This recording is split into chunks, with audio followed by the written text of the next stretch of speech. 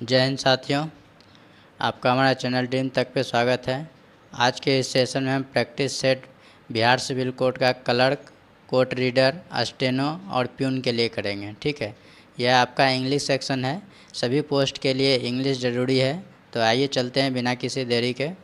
यह set number 7 है, volume 3 का सेट नंबर 7 है। ठीक है, इससे पहले कई और सेट का प्रैक्टिस करा दिया गया है, जिसका लिंक चैनल के डिस्क्रिप्शन बॉक्स में दे दिया गया है। तो आइए चलते हैं पहले क्वेश्चन पे। इसमें पहला क्वेश्चन है आपका, select the option that express the given sentence in passive voice. आपको जो है पैसिव वॉइस में बनाना है। ठीक है, तो इसमें देखिए आपका जो क्वेश्चन है, ये क्वेश्चन दिया गया है, ask him to leave the room. ठीक है, तो यहाँ पे ऑब्जेक्ट आपका द रूम है। ठीक है, और यहाँ पे हिम भी है, यहाँ पे दोनों है। तो पैसिव वॉइस जो है दोनों तरीके से बन सकता है, द रूम से भी और हिम से भी, लेकिन ज़्यादातर अच्छा होता है बनाना हिम से ऑब्जेक्ट। ठीक है, जो वर्ब के बाद वाला ऑब्जेक्ट हो। ठीक है, और पहला ऑब्जेक्ट हो। तो यहाँ पे जो बनाया गया है तो हिम के ही सेंस में बनाया गया है। ठीक है, तो यहाँ पे बनाएंगे। तो यहाँ पे आप देखिए आस्क मेन वर्ब है और हिम को ही में बदलेंगे। और चूँकि ये जो सेंटेंस है आपका इम्परेटिव सेंटेंस है, तो इसके लिए शुड बी का प्रयोग करेंगे। ठीक है, तो यहाँ पे देखेंगे कि शुड बी सब में है, यहाँ भी शुड बी है, यहाँ भी है, और यहाँ पर देखिए हैव है। तो ये वाला ऑप्शन गलत हो गया। अब आगे देखेंगे शुड बी है, तो यहाँ तक तीनों ऑप्शन में है। आगे देखेंगे कि आस्क का V3 फॉर्म कहाँ पे है। इसमें देखिए नहीं है, इसमें नहीं है, और इसमें है। तो हमारा राइट आंसर हो गया ऑप्शन डी। ठीक है, वैसे आप पैसिव वॉइस बनाने जानते ही होंगे, लेकिन आपको हम कम समय में टेक्निक बता देते हैं कि डायरेक्ट जो है आप ज़्यादा कुछ मत देखें, बस इसमें आप देख लीजिए कि कौन सा ऑप्शन आपका सही है। ठीक है, तो वही आपका राइट आंसर हो जाएगा। अब हम चलते हैं नेक्स्ट सवाल की ओर। देखिए इसमें बोला गया आपका साइनोनिम्स बताना है लेविस का। ठीक है, लेविस का अर्थ होता है आपका खर्चीला। ठीक है, तो इसका साइनोनिम्स क्या हो जाएगा। देखिए पोलाइट का अर्थ क्या होता है, नम्र या विनम्र। ठीक है, स्मूथ का अर्थ क्या होता है आपका चिकना। और टेस्टी का अर्थ क्या होता है स्वादिष्ट। ठीक है, ये सब तो होगा नहीं। एक्स्ट्रावेगेंट, एक्स्ट्रावेगेंट का अर्थ क्या होता है खर्चीला। तो यहाँ पे आपका साइनोनिम्स लेविस का हो गया आपका ऑप्शन सी। ठीक है, नेक्स्ट देखिए इसमें 3 नंबर क्वेश्चन में बोला है ग्रामेटिकल एरर आपको ढूंढना है क्वेश्चन में। ठीक है, यहाँ बोला है Sunil refuse to attend the meeting of association at Saturday. ठीक है, यहाँ पे सबका मीनिंग भी आप जानते होंगे। एसोसिएशन का अर्थ होता है संघ। ठीक है, मीटिंग तो आप समझ ही रहे हैं, रिफ्यूज मैंने इनकार कर दिया, अटेंड मैंने उपस्थित। तो यहाँ पे देखेंगे आप कि रिफ्यूज के बाद टू लिखा है। ठीक है, पास्ट टेंस में बनाया है। तो यहाँ भी देखेंगे टू के बाद जो है वर्ब 1 आना चाहिए। तो यहाँ पे देखेंगे अटेंड फर्स्ट फॉर्म में है, ये भी आपका सही है। अटेंड द मीटिंग, ये भी सही है। ऑफ के बाद देखिए इन्होंने आर्टिकल का प्रयोग नहीं किया है। ठीक है, क्योंकि ये कोई ख़ास मीटिंग के बारे में बोला जा रहा है जो इसमें कि उसको अटेंड होना था। तो यहाँ पे आपका जो है द छोड़ दिया है। यहाँ पे आर्टिकल के प्रयोग से यहाँ पे गलत हो गया, ऑफ द एसोसिएशन होना चाहिए था। और आगे देख लेते हैं, यहाँ पे सैटरडे के पहले एट का प्रयोग किया है। दिन महीना के नाम के पहले जो प्रीपोजिशन लगता है वो क्या होगा ऑन होगा। ठीक है, तो एट के जगह पे क्या आएगा ऑन होगा। तो यहाँ पे 2 एरर मिला आपको, एक द और ऑन। ये सारा ऑप्शन किस में है आप देख लेंगे, ये वाला ऑप्शन में है। तो ऑप्शन बी आपका जो है राइट आंसर हो गया।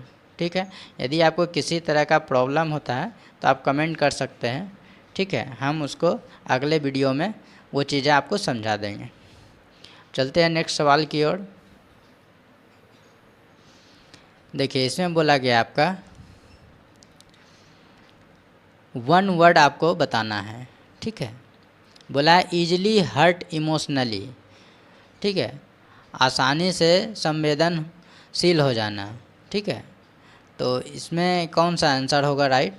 देखिए ओसिस, ओसिस का अर्थ होता है आपका मरुद्यान, ठीक है, मरुद्यान, ये मतलब रेगिस्तान के उद्यानों को कहा जाता है मरुद्यान, ठीक है। सेंसलेस, सेंसलेस माने बेहोश या जिसको कोई होश ना हो या समझ ना हो, सेंसलेस हो गया, ठीक है। सेंसिबल, सेंसिबल का अर्थ होता है समझदार, ठीक है, मतलब सेंस है उसके पास, जो चीज़ें बताई जा रही है समझ रहा है। सेंसिटिव, सेंसिटिव का अर्थ होता है संवेदनशील, संवेदनशील। तो यहाँ पे जो आपका राइट आंसर होगा यही हो जाएगा, आपका ऑप्शन डी हो जाएगा, ठीक है।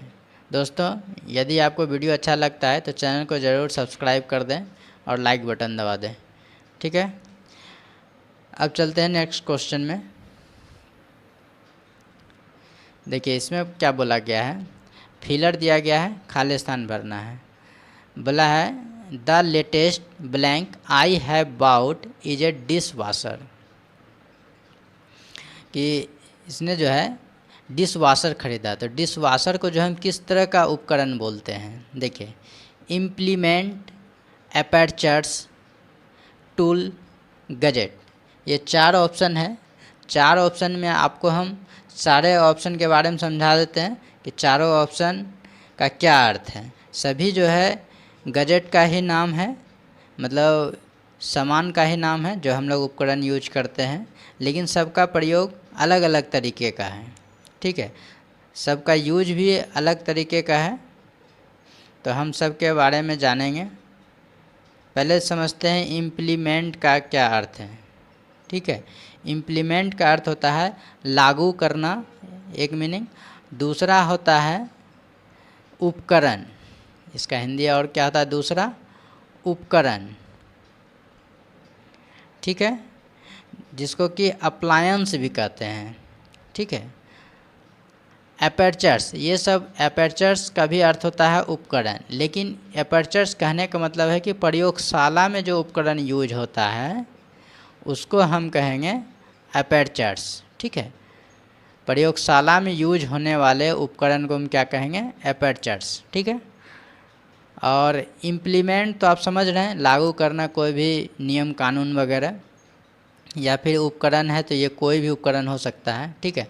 टूल, टूल होता है कि टेक्निकल चीज़, जैसे मान लेते हैं बोर्ड या फिर बाइक या कोई भी चीज़ जिसमें कि टूल, पेचकस वगैरह छोटा छोटा जो उपकरण होता है जिससे हम नट बोल्ट वगैरह खोलते हैं उसको क्या कहते हैं, टूल कहते हैं, ठीक है। या ग्राइंडिंग मशीन हो गया, उसमें जो नॉब लगता है उसको क्या बोलेंगे, टूल बोलेंगे, ठीक है। गैजेट, जो हम लोग इलेक्ट्रॉनिक उपकरण यूज करते हैं जैसे डिश वाशर हो गया, वॉशिंग मशीन हो गया, ये सब को हम क्या बोलते हैं, गैजेट। ये भी हिंदी आपका उपकरण ही कहलाता है, पर अंग्रेजी में इसका अर्थ अलग स्पष्ट नज़र आता है, ठीक है। हिंदी में बोलेंगे तो सारा का अर्थ आपका उपकरण ही होगा, लेकिन थोड़ा सा सेंस अलग हो जाता है यूज के कारण। तो यहाँ पे राइट आंसर मेरा हो जाएगा आपका क्या, गैजेट। तो यहाँ पे हो गया ये आपका ऑप्शन डी सही उत्तर। चलते हैं नेक्स्ट सवाल में। इसमें आप देखेंगे बोला एंटोनिम्स बताना है, अपोजिट वर्ड। ब्रिटल, ब्रिटल का अर्थ होता है आपका कमज़ोर, ठीक है, या भंगुर, या टूटने योग्य, ठीक है, ये सब होता है। तो यहाँ पे एंटोनिम्स बोला है, फ्रेल का अर्थ क्या होता है, कमज़ोर। फ्रेजाइल का अर्थ क्या होता है, कमज़ोर। फिबुल का अर्थ क्या होता है, कमज़ोर। तो ए, बी और सी तीनों का अर्थ क्या हुआ, कमज़ोर। ये सभी तीनों क्या हो गया, साइनोनिम्स हो गया। हमें ढूंढना था एंटोनिम्स, तो राइट आंसर हो जाएगा आपका ड्यूरेबल। ड्यूरेबल का अर्थ होता है आपका टिकाऊ, ठीक है। नेक्स्ट,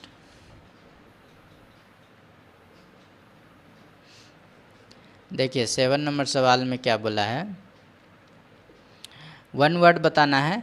एक ग्रुप ऑफ पीपुल, लोगों के ग्रुप को क्या कहेंगे। देखिए क्राउड का अर्थ क्या होता है, भीड़। ब्रूड, ब्रूड होता है खानदानी, मतलब कि एक ऐसा समूह या समुदाय जहाँ की एक ही परिवार के लोग हों, ठीक है, मतलब खानदानी लोग कह सकते हैं, खानदानी लोगों का समूह, ठीक है, खानदानी लोगों का समूह। और हर्ड, फ्लॉक, फ्लॉक होता है भेड़ बकरी के झुंड को फ्लॉक कहते हैं, ठीक है, भेड़ बकरी के झुंड को। हर्ड का अर्थ होता है आपका मवेशियों का झुंड, मतलब कोई भी जानवर हो सकता है, ठीक है, मवेशी झुंड लिख देते हैं, जैसे गाय का हो जाए, कुत्ता का हो जाए, बैल का हो जाए, तो किसी भी जानवर का झुंड हो सकता है, उसको हम क्या कहेंगे, हर्ड कहेंगे। और फ्लॉक क्या कहेंगे, भेड़ या बकरी के झुंड को हर्ड फ्लॉक कहेंगे, ठीक है। ब्रूड, ब्रूड समझ गए, खानदानी लोगों के जो समुदाय होता है, मतलब एक परिवार के लोग को कह सकते हैं, तो उसको क्या कहेंगे, ब्रूड कहेंगे। क्राउड, भीड़, तो इसमें ही होता है लोगों का ग्रुप, तो इसका राइट आंसर हो गया आपका क्या, ऑप्शन ए हो गया, ठीक है। यदि आप इस क्वेश्चन का पीडीएफ चाहते हैं तो टेलीग्राम से जुड़ सकते हैं, टेलीग्राम का लिंक चैनल के डिस्क्रिप्शन बॉक्स में दे दिया है, आप वहां से जुड़ सकते हैं और वहां से आप इसका पीडीएफ डाउनलोड कर सकते हैं। चलते हैं नेक्स्ट सवाल की ओर। देखिए इसमें बोला गया आपका आइडियम्स दिया गया है, बोला है एक ग्रे एरिया, एक ग्रे एरिया का अर्थ होता है आपका सस्पिशन, ठीक है, मतलब संदेहास्पद, मतलब जहाँ पे संदेह की भावना है। तो यहाँ पे देख लेंगे कौन सा मीनिंग आ रहा है, तो यहाँ पे देखेंगे आप ऑप्शन डी आपका सही आंसर है। एन अनक्लियर सिचुएशन, जहाँ पे कि सिचुएशन का जो है सही रूप से क्लियर न हो पाए, तो उसे हम क्या कहेंगे, एक ग्रे एरिया, मतलब तो यहाँ पे जो राइट आंसर हो गया ऑप्शन डी हो गया, ठीक है। नेक्स्ट, इसमें देखिए क्या बोला है, साइनोनिम्स बताना है। तो रोबस्ट, रोबस्ट का पहले अर्थ जानिए होता क्या है। इसका अर्थ होता है मोटा, ताज़ा, माने मजबूत के अर्थ में, ठीक है, या तगड़ा बोल सकते हैं, मजबूत या तगड़ा। तो यहाँ साइनोनिम्स बताना है, तो देखिए स्मॉल तो आप जान रहे हैं, छोटा ये तो होगा नहीं। फो का अर्थ क्या होता है, दुश्मन, एक इनेमी का भी अर्थ होता है दुश्मन, फो भी आप जान लीजिए, फो माने क्या होता है, दुश्मन। वीक, कमज़ोर। स्टर्डी, स्टर्डी का अर्थ क्या होता है, मोटा, ताज़ा या मजबूत। तो इसका राइट आंसर हो गया आपका ऑप्शन सी, ठीक है। नेक्स्ट सवाल में चलते हैं। देखिए इस सवाल में आपका बोला गया है जो बोल्ड पार्ट है उसमें एरर है, अगर एरर दिखता है तो आंसर बताइए, नहीं तो ऑप्शन डी आप टिक कर सकते हैं, ठीक है। तो इसमें देखिए क्या बोला है, एज आई एम हियरिंग, यहाँ पे जो बनाया है सेंटेंस प्रेजेंट टेंस में एम हियरिंग लिखा है, ठीक है। The lecture it reminded, reminded ये देखिए आपका पास्ट टेंस में है, यहाँ पे क्या हो गया, पास्ट हो गया। Of a book I had read 2 years ago, यहाँ भी देखिए आपका पास्ट है, तो सेंटेंस आपका पास्ट में बनाया गया है, ठीक है, और जहाँ हमें एरर चुनना है वो प्रेजेंट में बनाया गया है।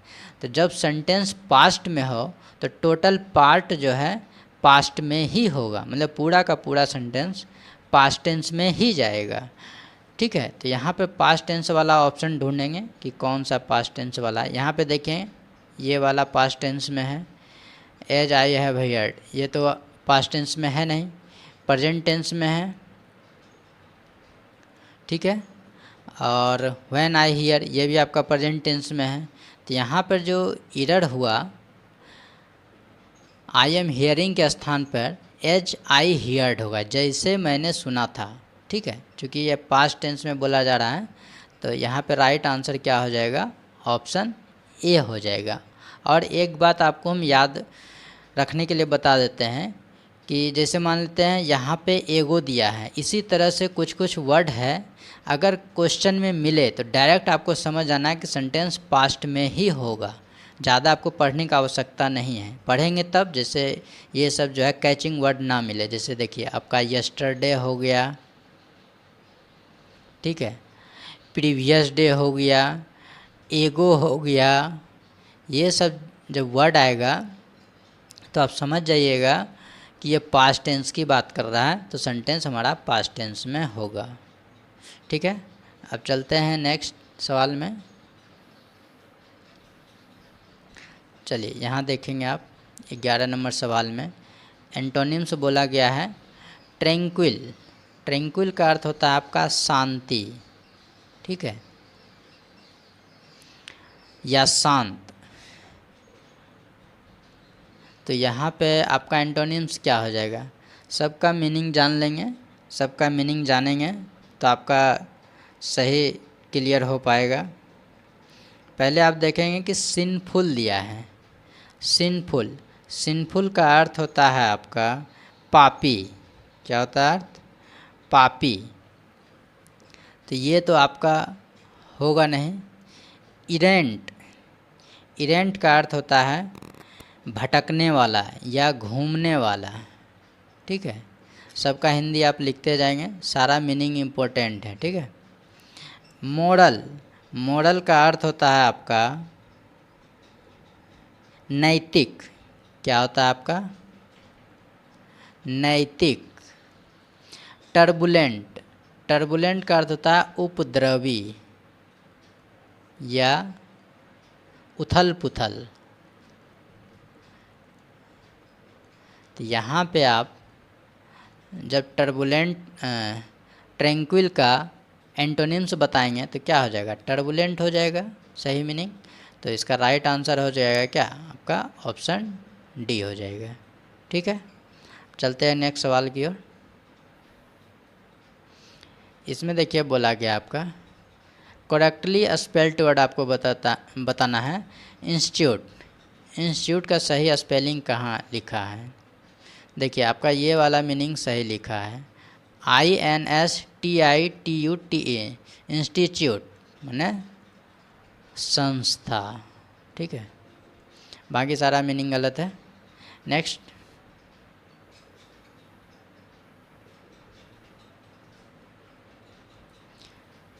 देखिए इस सवाल में क्या बोला गया है आपका, select the most appropriate meaning of the bold idioms. ठीक है, जो मोटे पार्ट में लिखा है उस आइडियम्स का आपको अर्थ बताना है। ठीक है, तो बोला है देखिए यहाँ पे अगर आपको याद है eight the drop of a head, तो आप डायरेक्ट इसका सेंस बता सकते हैं, आंसर ढूंढ के आगे बढ़ जाएं। अगर नहीं पता हो तो क्वेश्चन पढ़ें, ठीक है। बहुत सारा क्वेश्चन ऐसा भी एग्जामिनर देता है कि सेंटेंस से क्लियर हो जाता है।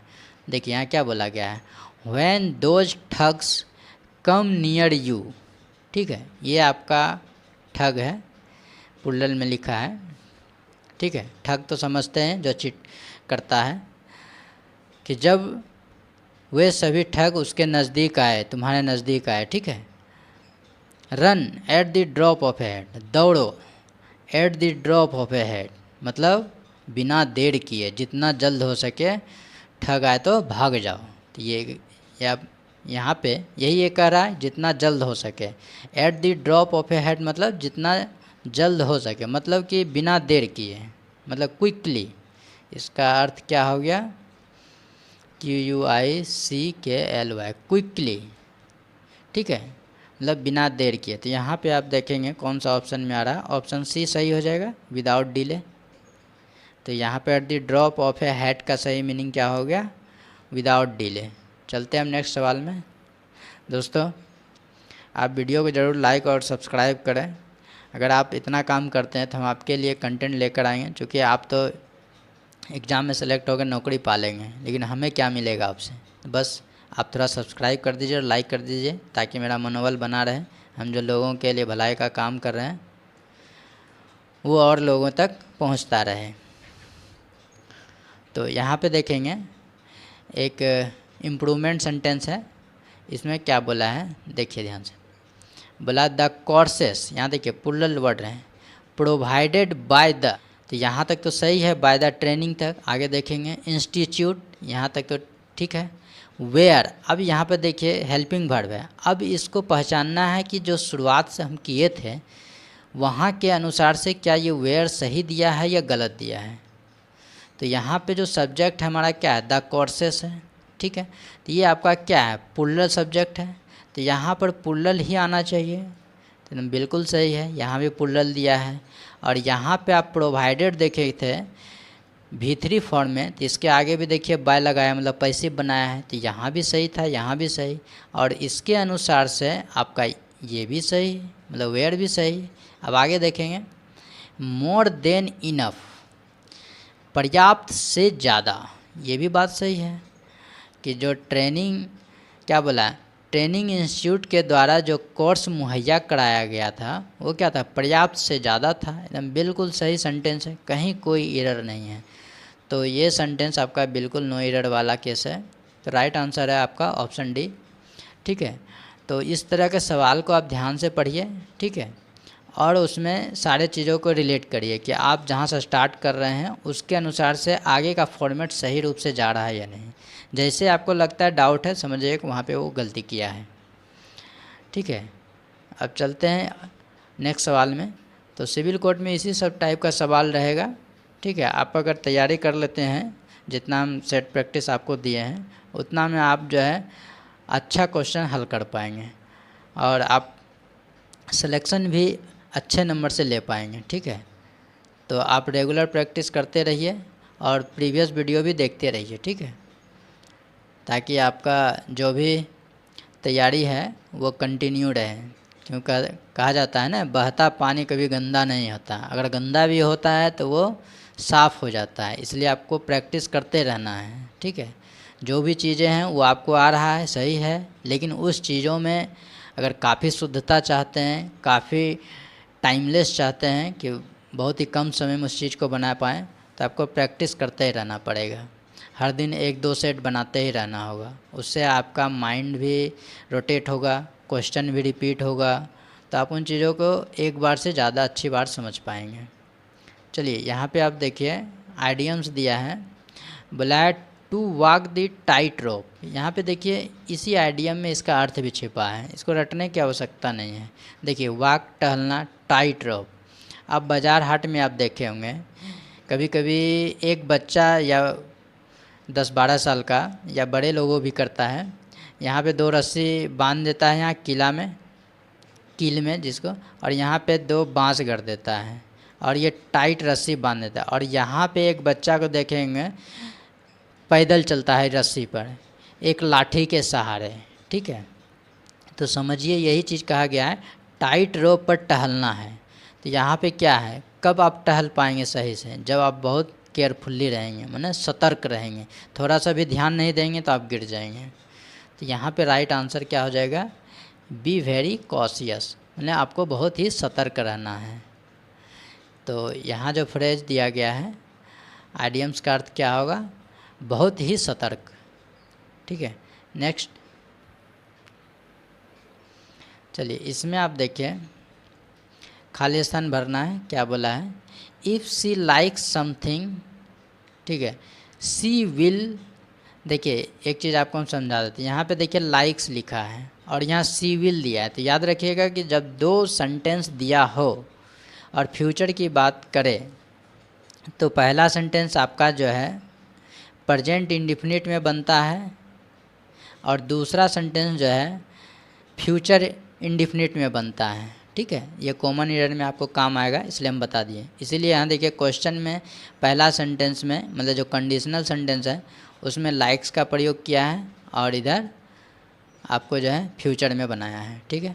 तो यहाँ पे देखें क्या है, see will buy it much it cost, मतलब इसकी कीमत जो कुछ भी हो, ठीक है, वह उसको खरीद लेगी जो पसंद करती है जिस सामान को, ये कह रहा है। इफ़ सी लाइक समथिंग, अगर वह कुछ सामान पसंद करती है वह उसे खरीद लेगी, चाहे उसकी कीमत कुछ भी हो। तो व्हाट एवर माने क्या होता है, जो कुछ, ठीक है। और हाउ एवर मतलब क्या होता है, चाहे जितना भी हो, ठीक है। तो दोनों का अर्थ समझ गए, व्हाट एवर का भी और हाउ एवर का भी। तो यहाँ पे आपको लिख देते हैं व्हाट एवर, जो कुछ, ठीक है। और यहाँ पे हाउ एवर का भी आप हिंदी लिख लीजिए, ताकि आपको जो है चाहे जो हो या किसी भी कीमत का सेंस आता है, ठीक है। या तब भी कह सकते हैं, वेरी तो आप समझ रहे हैं, आल्सो भी समझ रहे हैं, ठीक है। तो यहाँ पे सही सेंस आपका क्या आ रहा है, हाउ एवर, कि वह अगर किसी सामान को पसंद करती है तो उसकी कीमत कुछ भी हो वो क्या करेगी, खरीद लेगी। उसके सामान की कीमत चाहे जो कुछ भी हो खरीद लेगी। तो यहाँ पे राइट आंसर है ऑप्शन बी हो जाएगा सही, ठीक है। नेक्स्ट, इसमें आप देखेंगे बोला गया है खालिस्तान भरना है, could you spell your name please, यहाँ पे कोमा आएगा, ठीक है। देखिए जब रिक्वेस्ट का बात आता है तो कुड यू से सेंटेंस हम बनाते हैं, जैसे could you tell me your name, ठीक है। किसी से आप नाम पूछते हैं तो विनम्रता के साथ पूछते हैं, क्या आप अपना नाम बताएंगे, इसका अर्थ ये हुआ, ठीक है। कुड यू लगा देंगे तो विनम्रता का अर्थ आएगा। अगर इसमें प्लीज़ जोड़ देंगे तो और अच्छी बात है। तो प्लीज़ जो है आगे भी लिख सकते हैं आप, पीछे भी लिख सकते हैं। जब पीछे लिखेंगे तो कोमा लगाएंगे, अगर आगे लिखेंगे तो कोमा नहीं लगाएंगे। Could you please tell me your name, इसको हम इस तरह से भी लिख सकते हैं, ठीक है। तो यहाँ पे खालिस्तान में भरना है। तो देखिए फॉर एवर क्या होगा, हमेशा, ये तो होगा नहीं। नेवर कभी नहीं। वीकली, देखिए ये वीकली जो है कमज़ोर रूप से, ये तो होगा नहीं, ये तो आप समझ रहे हैं। अगेन ये हो सकता है कि क्या आप दोबारा नाम बता सकते हैं। तो यहाँ पे अगेन सही मीनिंग आ रहा है कि सुनने में मिस्टेक हो गया तो उससे आप दोबारा नाम पूछा जा सकता है, ठीक है। तो यहाँ पे राइट आंसर ऑप्शन डी हो जाएगा। नेक्स्ट देखिए इसमें क्या बोला है, इसमें बोला गया आपका साइनोनिम्स बताना है जेनेरिक का। ये जनरल से बना है जेनेरिक, ठीक है। मेडिसिन में ज़्यादा प्रयोग होता है, तो यहाँ देखिए मेडिसिन संबंधित है, तो यहाँ पे जनरल हो जाएगा, मतलब सामान्य के अर्थ में बोला जाता है या साधारण के अर्थ में। तो यहाँ पे साइनोनिम्स ही बताना था, तो जनरल हो जाएगा। स्पेसिफिक होता है विशेष। इंडिविजुअल का अर्थ होता है व्यक्तिगत, किसी का पर्सनल चीज़, व्यक्तिगत, ठीक है। और एक मीनिंग और है आपका एक्सक्लूसिव। एक्सक्लूसिव का अर्थ होता है आपका विशेष या एकमात्र, ठीक है। क्या होता है, विशेष या एकमात्र, ठीक है। विशिष्ट भी बोला जाता है इसको। तो आप समझ गए सबका हिंदी भी। चलते हैं नेक्स्ट सवाल में।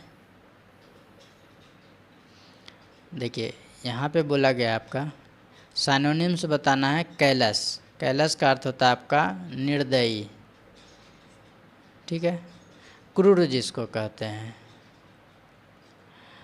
तो यहाँ देखिए प्रॉब्लमेटिक, तो ये प्रॉब्लम से बना है, प्रॉब्लम समस्या, तो एटिक लग गया है तो क्या हो जाएगा समस्यात्मक। समस्यात्मक मतलब समस्या से जुड़ी चीज़ें, ठीक है। देखिए ह्यूमन, इसको क्या पढ़ेंगे, ह्यूमन एक होता है आपका इस तरह से HUMAN, इसको क्या पढ़ेंगे ह्यूमन, इसको क्या पढ़ेंगे ह्यूमन। दोनों के उच्चारण में अंतर है। ह्यूमन का अर्थ क्या होता है मानव, आप जानते होंगे। ह्यूमन का अर्थ दया, ह्यूमन का अर्थ क्या होता है दया। लार्ज बड़ा, ब्रूटल का अर्थ क्या होता है निर्दयी या क्रूर। तो यही चीज़ पूछा भी गया था, साइनोनिम्स बताना है कैलस का। तो राइट आंसर हो गया आपका क्या ऑप्शन सी। नेक्स्ट देखिए 20 नंबर सवाल में बोला गया आपका फिलर है, फिलर भरना है। ये बोला गया है mister Gupta expressed her blank for my political understanding. Mister Gupta express किया राजनीतिक अंडरस्टैंडिंग किस सेंस में? देखिए कॉम्पैशन, स्ट्रेंथ, लोकेशन, एडमिरेशन। पहले आप जान लीजिए कि कॉम्पैशन का अर्थ क्या होता है। ठीक है, आप जब सबका मीनिंग जानेंगे तब आपके लिए सुविधा ज़्यादा होगा हर चीज़ को समझना। ठीक है, कॉम्पैशन का अर्थ होता है आपका दया। स्ट्रेंथ तो आप समझ रहे हैं मजबूती। लोकेशन स्थिति, ठीक है, या अवस्थिति भी कह सकते हैं। एडमिरेशन, एडमिरेशन का अर्थ होता है प्रशंसा। एडमायर से बना है तो इसको प्रशंसनीय बोल सकते हैं एडमिरेशन। ठीक है, एडमायर से होता है प्रशंसा। ठीक है, तो मिस्टर गुप्ता जो है एक्सप्रेस किया पॉलिटिकल अंडरस्टैंडिंग किस रूप में किया? दया के रूप में किया, मजबूती के रूप में किया, स्थिति के रूप में किया, प्रशंसनीय के रूप में किया है।